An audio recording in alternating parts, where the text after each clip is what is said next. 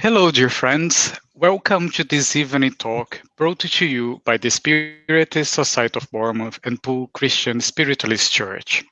I am Fabrício Assunção from the Spiritist Society of Bournemouth. We broadcast many Spiritist studies online each week in English or Portuguese. If you'd like to take part or tune in to any of our activities, please go to our Facebook page for further details. For our presentation tonight, we are honored to have our guest speaker, Andrea Marshall. Andrea is a volunteer at the Conscious Living Spiritist group in Miami in the United States, and it's the director of events for the Spiritist Federation of Florida. We send a warm welcome to you, Andrea, and thank you very much for being our guest speaker tonight.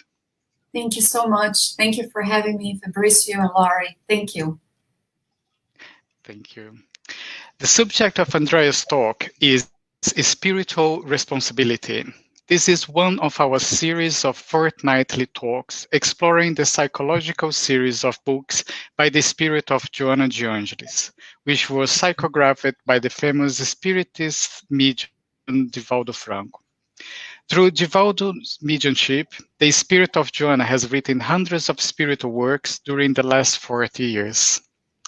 Before we start Andrea's presentation, let us go to our friend Lawrence Saville at the Poole Christian Spiritualist Church for our opening prayer.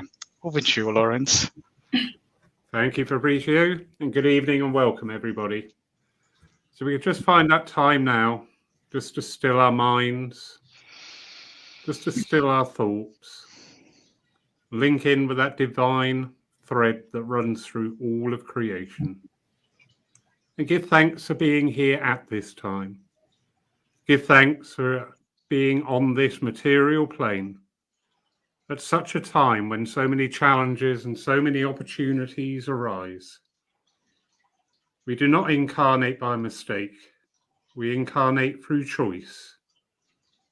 So let us link in and find out why.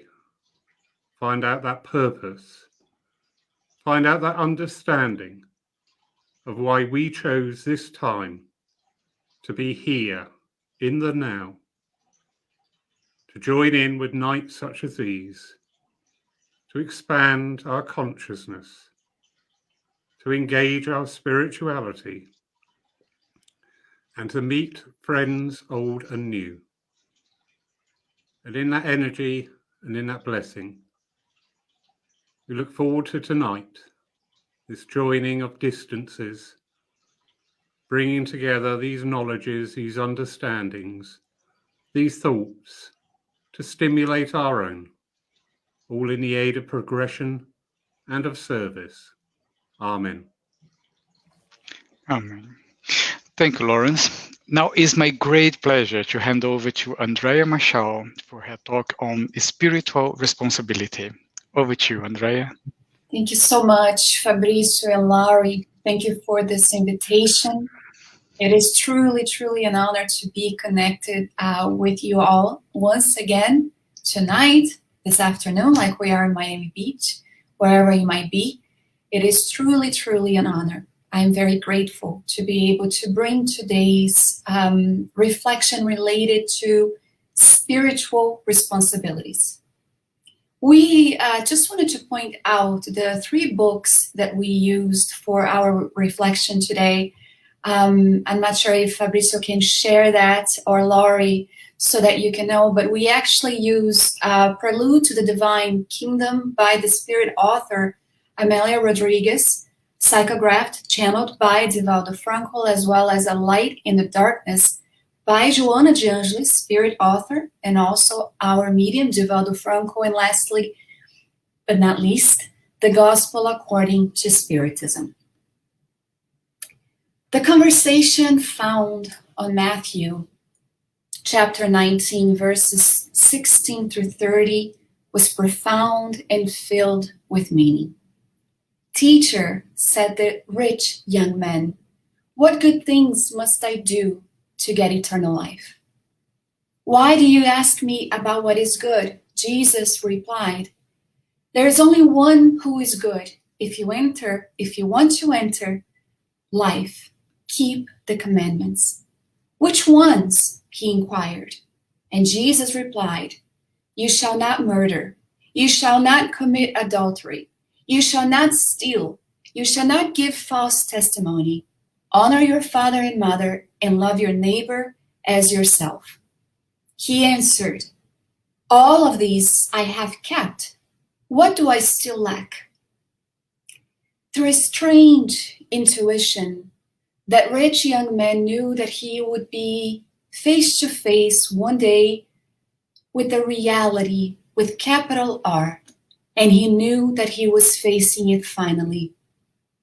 In that afternoon, Amelia Rodriguez will say the air was stifling. Nature stood still. The appeal lingered resonating all around when Jesus said, If you are willing to be perfect, go, sell all you have and give it to the poor, and then you will have treasure in heaven. And then come and follow me. The voice, that sweet magnetism of Jesus, pierced like a sharp blade and permeated in the air like a sweet perfume. That unmistakable presence and magnetism of Christ, emitting those words, made him shake as he stared into those deep eyes. The rich young man was thirsting for peace. He had all, materially speaking.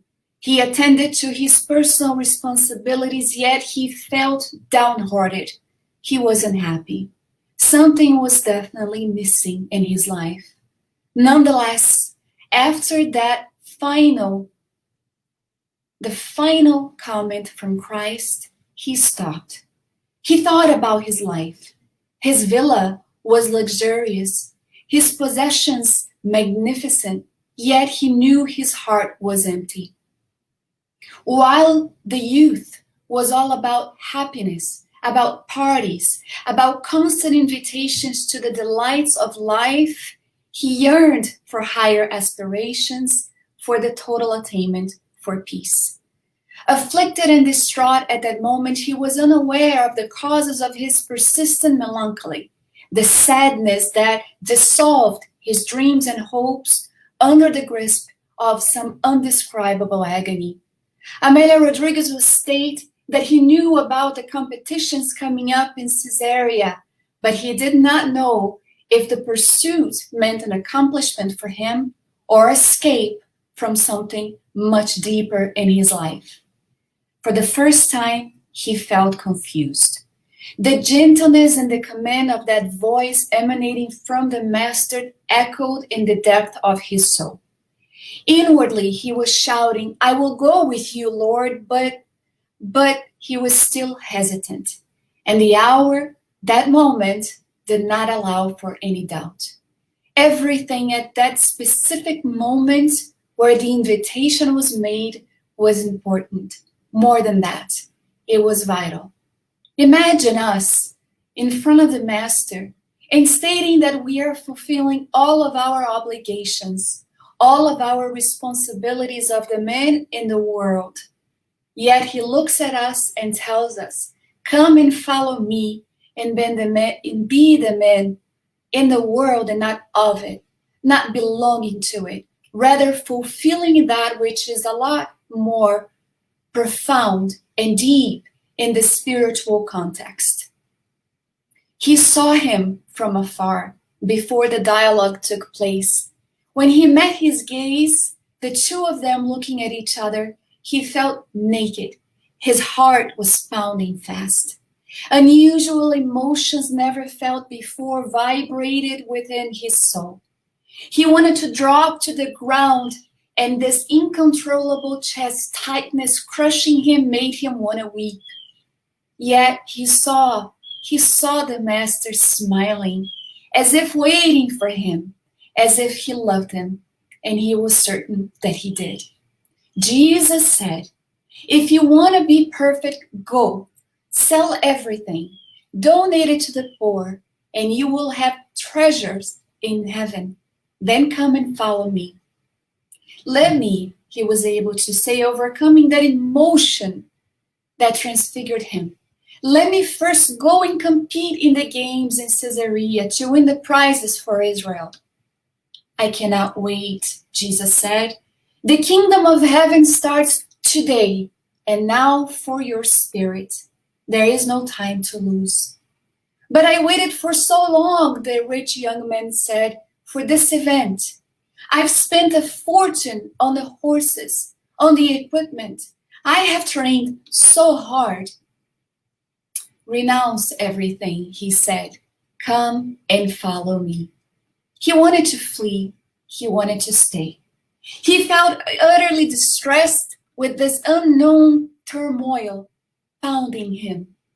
This is when Amelia Rodriguez will say that he felt the horizontality of human afflictions encountering the verticality of divine sublimation. Oh, wow. The emotions that he was feeling, fighting an overwhelming fear, the rich prince continued.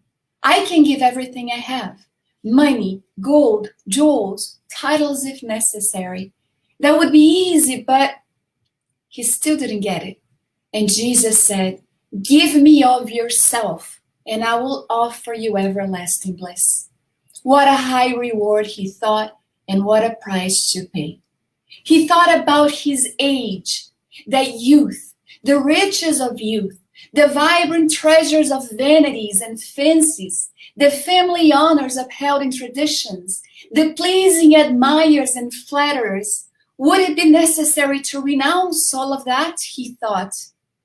He looked at the master, and the silence spoke with the answer portrayed in his eyes. Yes, that would be necessary. The dialogue was no longer possible. Driven by a strange and abrupt impulse, the rich young man decided to go away. He said, I can't follow you now. Forgive me and love me, and left almost running, fearful that if he stayed one more second, perhaps he would give in. A week later in Caesarea, that capital of leisure was bright and vibrant with the event that was taking place. The public festivities started with the joyful sounds of thorns and salutes. Chariot competitions opened the races. Whip lashing in the air, hands tied on the reins, the charioteers sped up in their fragile vehicle. And during a less fortunate maneuver, a chariot specific with a rich young man flipped over. Breathing uneasily, feeling the blood and the sweat on his face, he thought of him. A slave was quick to remove him from the race pathway as to not be completely destroyed by the horses and the wheels of those that were coming behind him.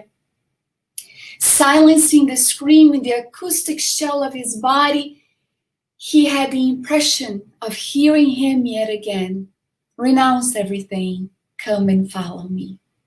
Dear friend, he thought, and as he closed his eyes, he felt two invisible arms embracing him and taking him with him.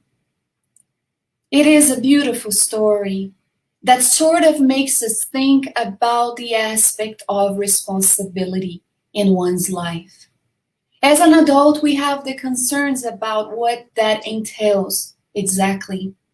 When we are children, we think about the type of lifestyle that we will have as a grown-up, that ideal profession, a doctor, a lawyer, a teacher, the ideal marriage with a partner who would love us, and the children that would come after that. It is the ideal image that in reality, unless the person is aligned with the need to fulfill the spiritual responsibilities, something will stay amiss.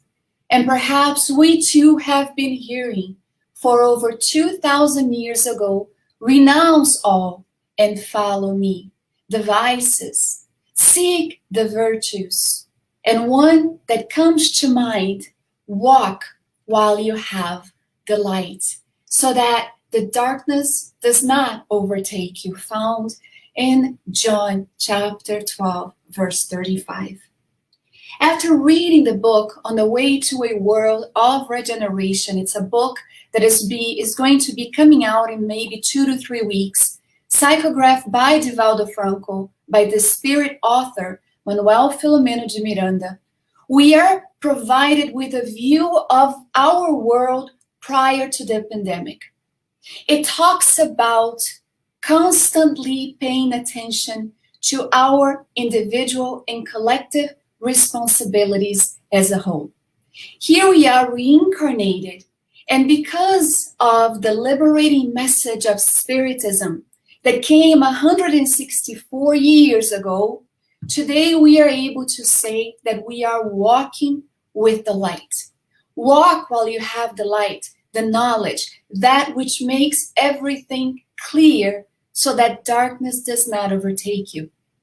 And in this book, Manuel Filomeno de Miranda comes to us to talk to us about the mess that has been created in the world and our collective responsibilities, spiritual responsibilities for what we have seen.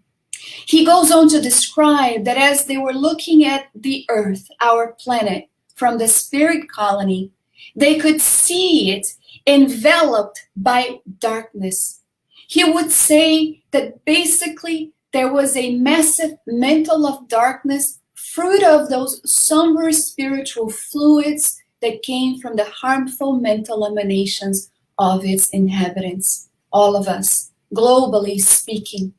It's as if we are home, children, and our Father is calling upon us to fulfill the responsibilities entrusted upon us, to clean our room, to put everything in its place, to organize, to be mindful of what is expected out of each and every one of us. Individual responsibility, collective responsibility.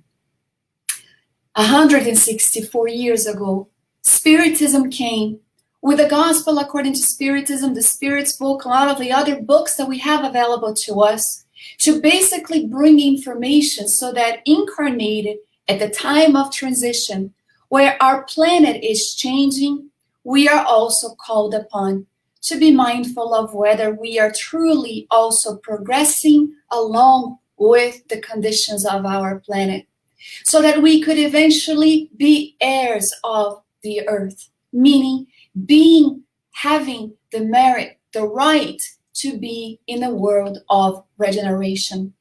It is basically an invitation that we have with the information contained to lift ourselves from our lower condition by acquiring a higher understanding about life, about our duties, which the Gospel according to Spiritism will state is a moral obligation, first towards oneself and then immediately towards someone else.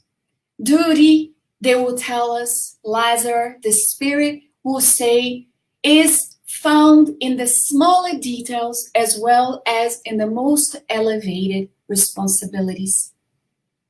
He is not talking about the type of duty imposed by professions, but rather the moral duty, which can only be attained by the individuals who have already awakened to their spiritual responsibilities. There is a reason why Joana de Angeli constantly talks to us about inner reform and transformation, bringing about aspects of conflict, existential conflicts in our lives, so that we may work out the knots that we have made from previous reincarnation to reach the plenitude that we so much aspire to. People's inner duty is left to their own free will. Our own inner duty is left to our own free will. So we are going to find that we have within us a guardian of inner integrity. It's called the sting of conscience that warns us, that upholds us, but is held back often powerless because of our passions, because of the need to reach immediate pleasures, forgetting about the immortality and paying attention only to that which brings material joy, much like that rich young man. It's the conflict. Do I stay or do I go? the horizontality with the verticality. Where do I go? And so Lazarus will say that when faithfully obeyed, the duty of the heart uplifts people.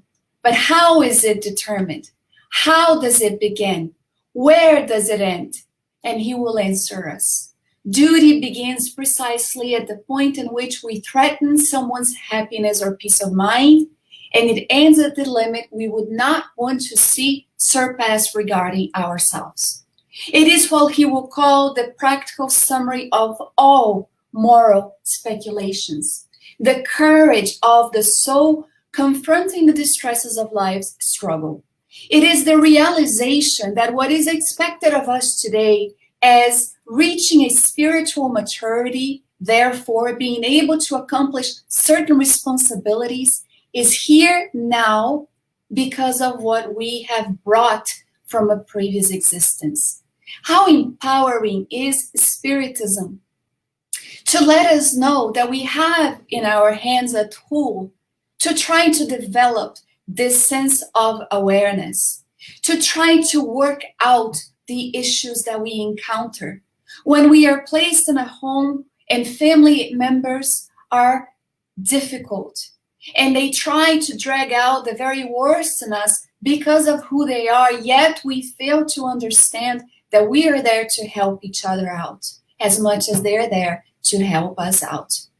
It is interesting to see that duty is posed as that which brings courage to the soul, to be able to confront it, face it, without fear, all of life's situations. It talks about being that which allows us to try to adapt to the diverse complications that we have within our existence, but that it is unbending before temptation. It is that little voice in our conscience that tells us what we should and should not do. Lazarus will say that people who fulfill their duty love God more than they love other individuals, and they love others more than they love themselves.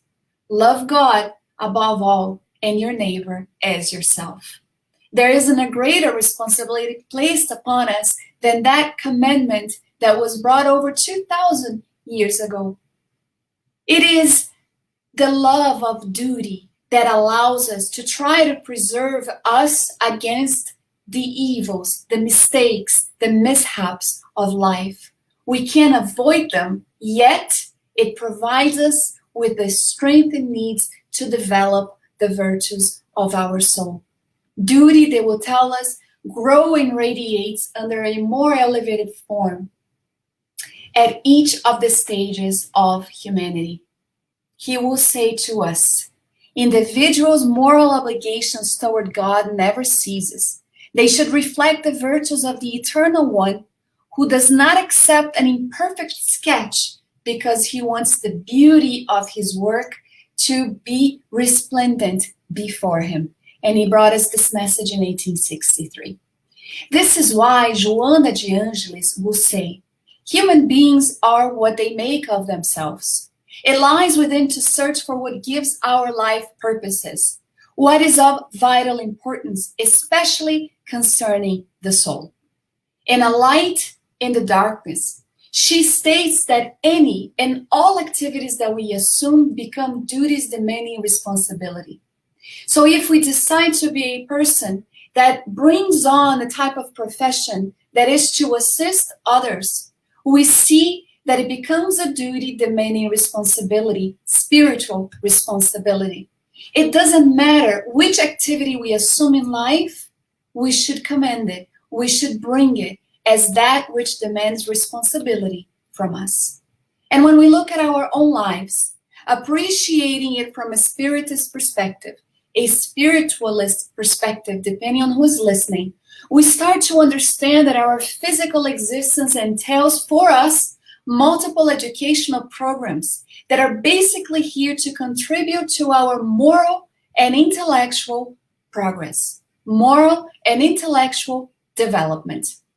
For this reason, we find our reincarnation as that extraordinary opportunity to try and fulfill our responsibilities what we planned for prior to reincarnating, trying to make amends for past mistakes, correcting any wrongdoings, and bringing about the moral rehabilitation for our souls.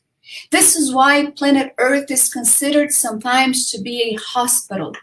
We go to a hospital, sometimes a clinic, to bring rehabilitation, whether it's about someone who is endured an injury, whether it's someone who's trying to overcome a vice. We find clinics that work with patients to do just that. In our home, our planet, the place that we have been stationed to temporarily at this moment is that clinic. We were invited to work out these type of situations. How many lives have I lived? I thought about this when we were creating this study for today. Being like children, unaware of the responsibilities pertaining to our growth. Or worse yet, being aware of this responsibility pertaining to our growth, yet ignoring it. Thinking about, no, maybe I'll do it later, much like we did when we were kids and our parents told us to clean our room, to do our homework. And we would say, no, I will do it later. And later, we would face the consequences for not doing what we needed to do. So here we are. Walk while you have the light, so that darkness does not overtake you, said the Master. We can't afford to be reckless with the investments that have been made on our behalf. I mean, really? Investments being made on our behalf? Most definitely. Wherever we might find ourselves, whatever situation we encounter, we know that we never were alone. From the moment we started planning this physical existence with the benevolent spirits who look after us, who would guide us, in telling us the best type of activities to assume in this present reincarnation. After diving into the flesh, they continue with us, calling upon us to wake up, to be ready for that sun, the dawn of a new era, which we have with Spiritism today.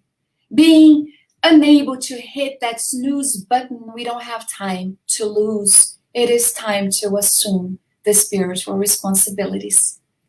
Joana de Angelis will tell us in the book, A Light in the Darkness, according to the severity of each occurrence, there is a specific course of action meant to rebalance the individual's lucidity, foster discipline, and promote happiness.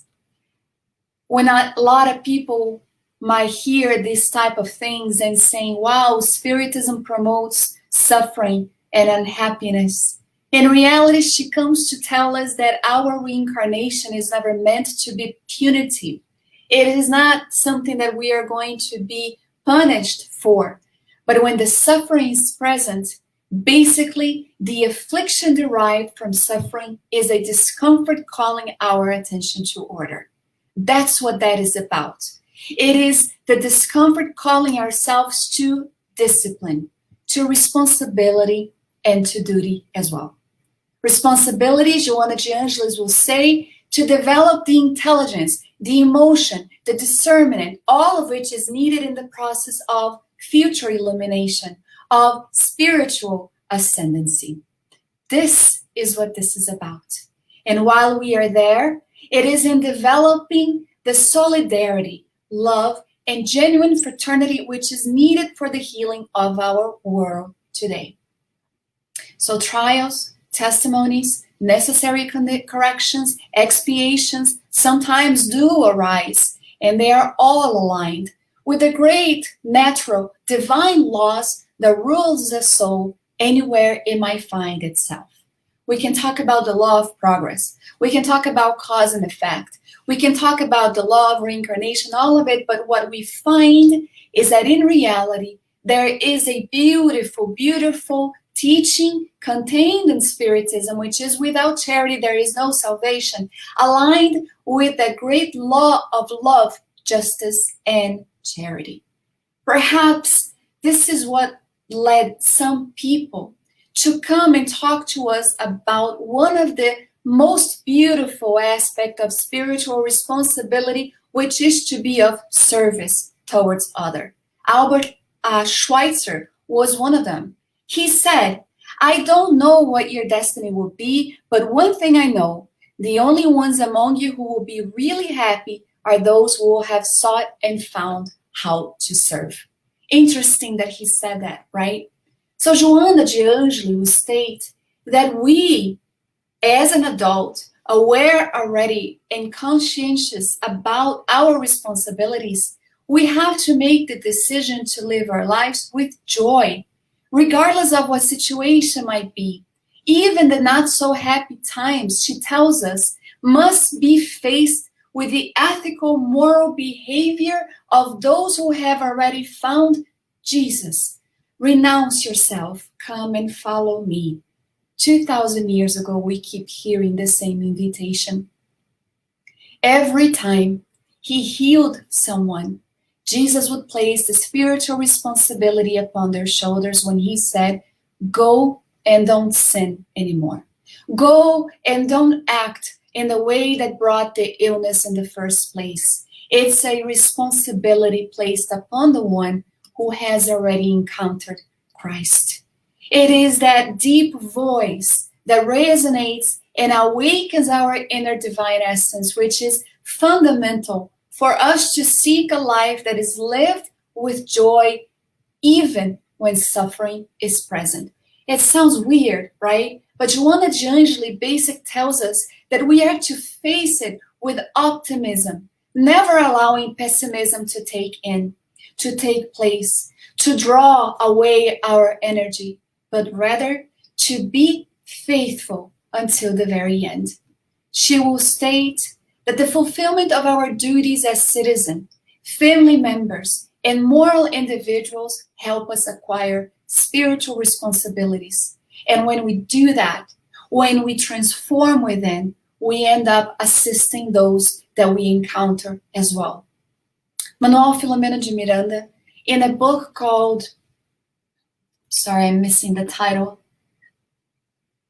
Psychiatric and Spirit Obsession Disorder, tells us about this aspect of responsibility and fulfillment of our duty as a blessing that we can never ever find the worth in our life. It demonstrates a psychological maturity and moral responsibility. He says that duty becomes a virtue when its objective is the fulfillment of a benefit, of a duty that benefits others socially. Individual responsibility, collective responsibility. Walk while you have the light, he said. With Jesus, we learn the duties of solidarity, realizing that the happiness of our neighbors is of vital importance. Love God above all and your neighbors as yourself. When we commit to these types of moral obligations, we are going to find that there is a prospect of invaluable moral growth that opens its doors to us. And the manner in which we perform defines as well our personal future, our life in the future. It is about the immortality of our soul. However, only through inner conscientiousness will we be able to understand the duties towards ourselves, towards society, and life as well. So the idea is to take advantage of the gift of time, the reincarnation that we have received, by doing spiritually constructive work, whatever that might be. I remember a situation in which my husband had the opportunity to have a fraternal dialogue at the Spiritist Center with this couple, this man who was young and good looking and filled with riches, but there was something empty inside. When we find that there is a void, when something is just not right, it is that moment that we stop and we start analyzing our own existence, our own lives. Where is it headed? Where is it going? What is expected of me? We know the voices of those benevolent spirits, high order spirits, who try to guide us, who try to comfort us. We know about also the voices of the inferior nature ones who try to deviate us from what is expected from us in life. This is why we are going to find the benevolent spirit Manuel Filomeno de Miranda stating for us. It is the Spiritist's responsibility to cooperate in the progress of humankind by practicing charity in its most far-reaching out sense. Benevolence towards everyone, indulgence towards the imperfection of others, and forgiveness for the offenses. He will say, just as Jesus, our guide and model, taught, it was without prejudice of any kind as to color, ethnicity, gender, creed, or economic, social, or moral standing. The Spiritist's responsibility to cooperate for the betterment of society, because the Spiritist, the true Spiritist, is the one who is going to try and make an effort to combat, to fight against the vices that still holds he or she back. It is that sense of duty that tells him or her that as much as others are observing us all around, we have what Paul of Tarsus would call a cloud of testimonies, people who are watching us in the spirit world as well, trying to see if we are walking the talk or if we are simply throwing out empty words into the winds and not doing what is expected of us. This is why we could close our eyes at this moment and imagine Christ before us as it happened with that defiable moment of the rich young man's life, calling upon us to renounce ourselves and follow him. Renounce oneself from vanity, from pride, from greed, trying to see each other as brothers and sisters in humanity, trying to fulfill the responsibilities that we embraced prior to reincarnating. And perhaps, just perhaps, we might arrive in the spirit world, whether it's tonight, whether it's tomorrow. We don't know when we will be called home, but so that we could be home in the spirit realm, realizing that maybe we were able to accomplish at least a little bit of our spiritual responsibilities, our duties. On that note, dear friends, I see here some of your comments. I send you my hug with much gratitude for the opportunity to share the reflections that we brought here today. And I'm glad to see our hosts already back here with Laurie and Fabricio. And I'll throw it back to you guys, the word.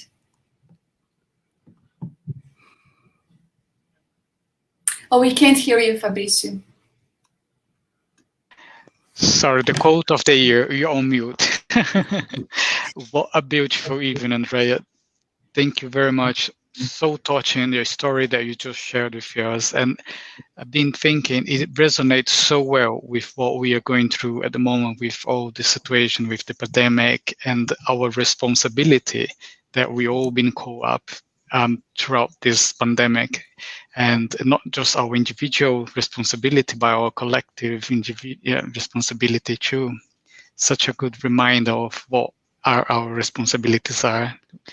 Really, really good. I'm gonna say to our friends on Facebook that has been listening, if you want to ask any question, we're gonna go through a quick questions and answer. If that okay with you, Andrea? Sure. If I don't know the answer, I'll ask you and Laurie to answer for me. Sure. It's good. I see Elsa connected, our dear friend, Marion. Elsa Lia, nice. Gabriel, very nice. Very nice. Mm-hmm. We got a message from Gabriel. It says, it's not easy to live in this planet full of temptation. I hardly try to find at least the balance. Thanks God I have this blessed doctrine to help me out. I don't know what would be of my soul without it. Thanks a million for this message. Gabrielle, you and I are on the very same boat. I often say this. I don't know. I don't know how my life would be without the Spiritist teaching and message, and trying to know oneself and see a body of knowledge that is not here to point of fingers at our imperfection, but rather inviting us to work through them and try to resist it, for we know it's for our own good. Removing this idea that unless we are able to do so, we are going to be suffering for all eternity. That was never the message, but rather trying to work out. And the spirits will tell Allan Kardec that we could do that if we only applied a little bit of effort. It's not even a lot, it's just a little bit. And I think Gabrielle and I are already doing that, but it is hard because we bring so much content, so much baggage, if we want to call it this way, from previous existences. And some people sometimes have the desire to find out what they were and what they did in the past life. But all we need to do is just look in the mirror and really do a sincere and honest reflection about oneself. What moves us, what we like, what our desires might be. And we will find out exactly where we need to work. And I always consider that this life is the most important one. It is the defining one.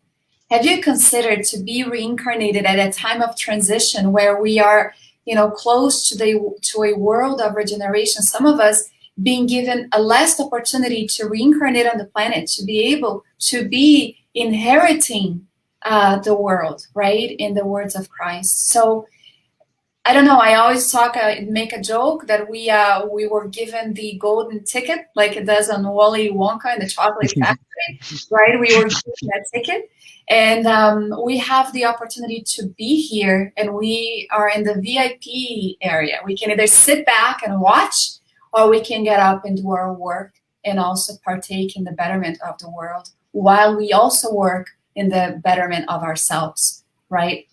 So. But it's hard. It is really hard. And Spiritism has contributed to my life for 31 years now. Without it, I'm not sure where I would be. Thank you, Andrea. So next comment we have here from Elsa.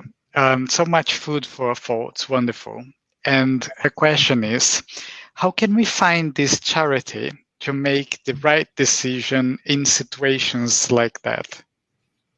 Is she talking about charity as understood by Christ, benevolence, indulgence, or forgiveness, or is she talking about service for others? Regardless, we can talk about both, right? Because some people do look for something that they should do, and it's interesting to see sometimes even schools encouraging kids and teenagers to become involved in the community and do something good for someone else. Whether it's, sending a card to sick kids in hospitals, whether it's going to nursing homes and, being with the elderly. We find, thankfully, that in society, we have more and more people encouraging kids and teenagers to seek something outside of themselves. And we do find adults looking for the same thing, because it's interesting. Stephen Post said that doing good makes us feel good. And there is a chemical component that does take place in the brain, like when you eat a piece of chocolate or whatever you like, there is a process of gratification, something that feels good, that tastes good, so you want to repeat it. And when you do something that makes you feel that way, as when you help someone, the feeling that you get inside, and I'm not talking about the feeling like when you do, charitable work and you're like taking a selfie at the same time. I'm talking about that which people can't see. Only it's between you and Christ. That's a type of work where you feel that the one who you're helping is the one helping you. You make them feel that way by empowering them and showing them their humanity, their integrity, that they are important. So to serve others in reality is to try to lift them up also and make them feel equal. And we don't see a lot of that happening sometimes. It's still that situation where you're looking down. I think it was Emmanuel or Andrea Louise who said, if you're going to look down at someone, it's just because they're on the floor fallen and you're helping them up. That's the only time you look down at someone. So there are opportunities. We look for that which makes most sense to us. If working with cancer patients is too hard, we can't endure to see someone suffering, then we know it's not for us. There's so much that can be done in the world. There is so much opportunity for volunteers. We had, at the end of last month, a collapsed building 10 minutes away from my home. I don't know if you guys saw that. It killed over 100 people. The building just fell. It was demolished overnight. And a lot of people died. And it wasn't even 2 days. And they had food stations. I'm getting goosebumps because there were over 300 people working to feed the rescue team. There were people on the ground offering a space to dialogue with the family members. So it's beautiful to see how tragedy brings out the best in people, where it's kind of like waiting for an opportunity to do something good. So although it's awful and it's painful and it's an expiation, it's also a moment to develop the charitable actions. And then we see the other aspect of it as taught by Christ: benevolence, indulgence, and forgiveness. And it's a ladder, right? It's those types of weights. If you work out, you know what I'm talking about. You start with 5 pounds, that's benevolence. Then you go to 10, that's indulgence. And then the really heavy one is forgiveness. It's hard because some wounds are just too deep and it takes a while. It does take a while to work that out, but we need to address the wound. We need to clean up. We need to look for the right medication to apply so that it does start to heal, so that the little scab becomes smaller and smaller until it's no longer there. Only a little mark, because forgiving doesn't mean we forget, right? It is a tool for liberating ourselves. And eventually we'll think about what happened with more clarity and understanding about the frailty of the ones who actually damaged us in a way. Some things are just too hard to forgive. And we know that. That's why Alberto Almeida, in the book called Forgiveness as the Way and the Way to Forgiveness, he talks about it as being a journey. It might take an entire lifetime. It might actually carry over to another life, as we've seen so many times. But one of the things that we need to do is try to start working that out. Because when you participate in a mediumistic meeting and you see spirits that are considered obsessors and they've been persecuting and following someone and trying to bring vengeance, sometimes they've crystallized that pain for centuries. It stays with them. It makes them unable to move, to seek the pathway for joy, for restarting. And their pain is very real. And so in the mediumistic meeting, and by the way, this message from Joana de Angelis called Spiritual Responsibility, she brings another point of it, which is our work in the Spiritist Center. The opportunities that we have been given, the spiritual responsibilities that we have been given, and one of them is the mediumistic meeting, right? Where we are there and we realize what our roles are, but we also understand that it's an opportunity for learning from the spirits so that we don't incur in the same mistakes that they have. This is for our own happiness. This is for our own plenitude. Thank you, Andrea. Not sure if I answered our dear Elzinha's question, but hopefully. Mm-hmm. Moving on to our next question. It's come from our dear friend Sue. She says, Andrea, do you feel more people are becoming aware of their soul calling and listen to spiritual guidance and taking action, especially in a collective sense, as globally family, expanding beyond religion? Most definitely, I do. The thing is, social media and the news, they do a great job of bringing out only what is negative, what is bad happening in the world. But I do believe, Sue, that more people are becoming more aware, especially during the pandemic. It's interesting that I joined some, courses that were being given freely from some of the universities to try to help out people who were staying at home with nothing to do. And there were different religious groups getting together talking about how the pandemic was a calling for us to pay attention to ourselves and to what has been happening.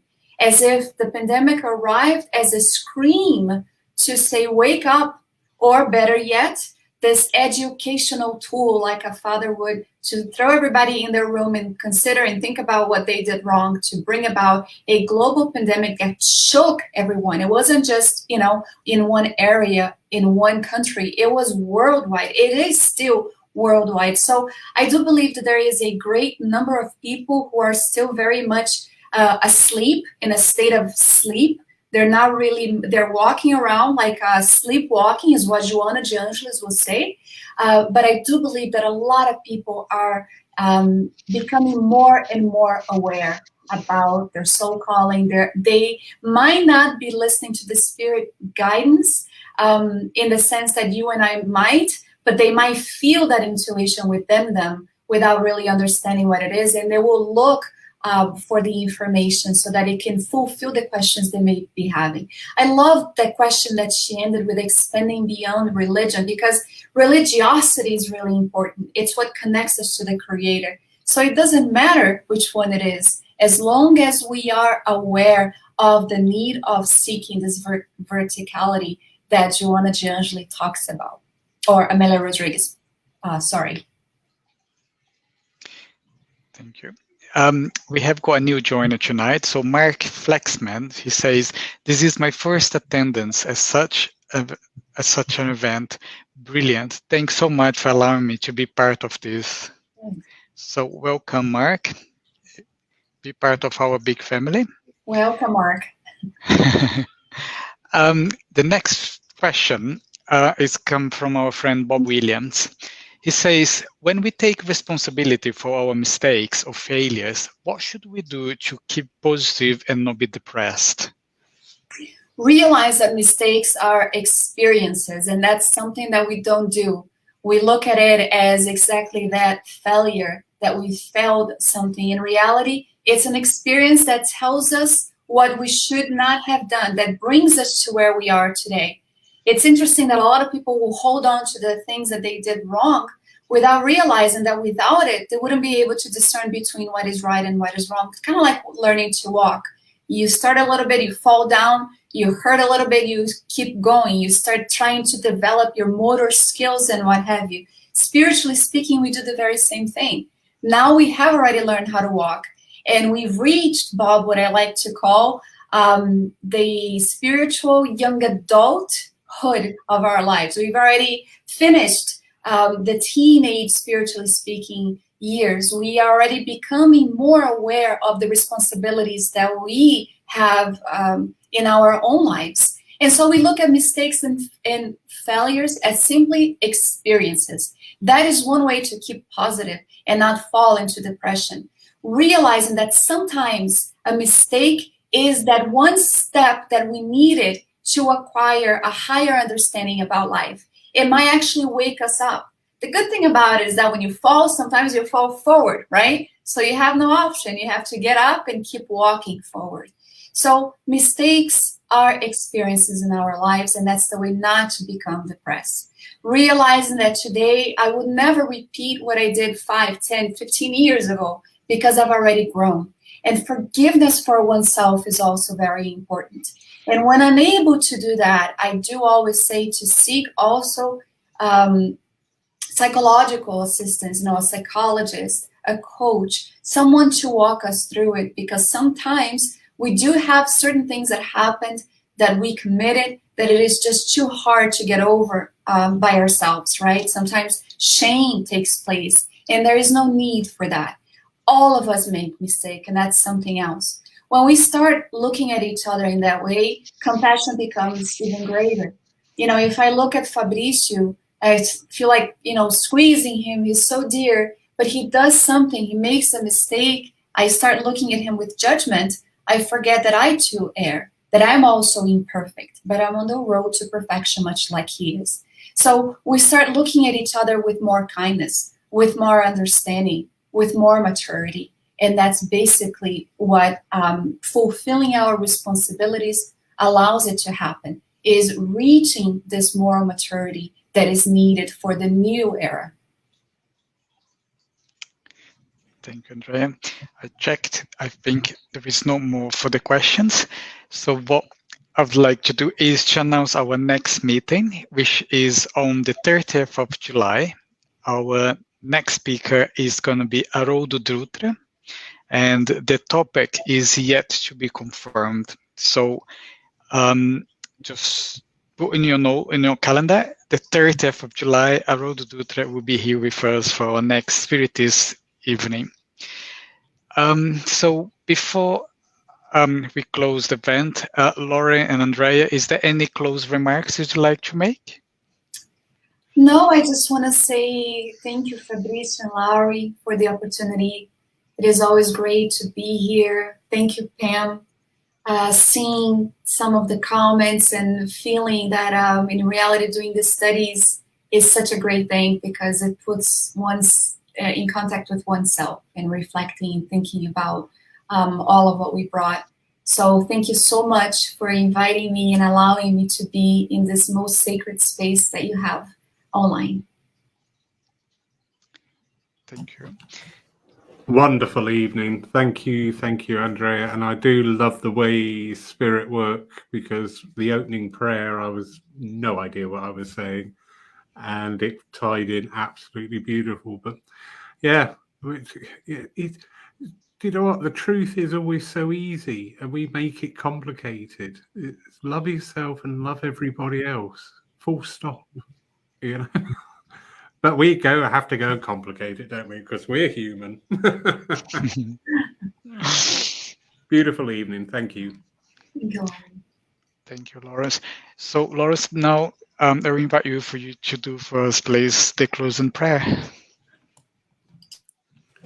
So once more, dear friends, find that source of the divinity within you, linking in with that God of your own understanding. And ask that we take away from this evening these words that have been spoken, given in and through love for the benefit of mankind.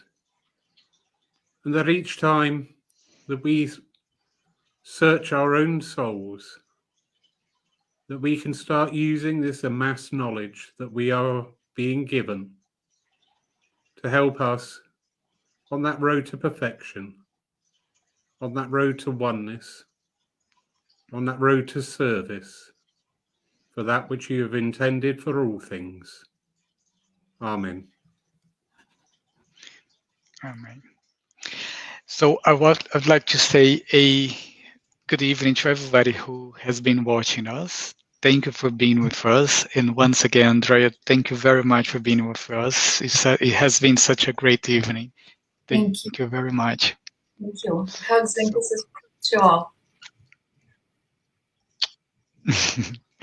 Bye-bye and good night, everybody. Good night.